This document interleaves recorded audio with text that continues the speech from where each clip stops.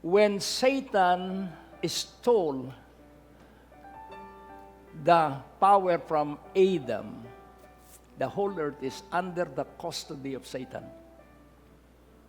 But the time that we were born again, tayo ang magbabawal kay Satanas. Amen?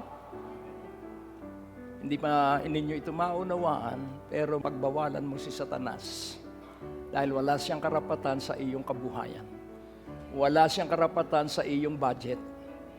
Sabihin mo sa pangalan ni Jesus, Satanas, huwag mong hahawakan, huwag mong hihipuin ang aking mga mahal sa buhay.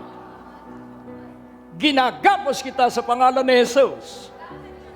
Demonyong espiritu, tinatalian kita sa pangalan ni Jesus.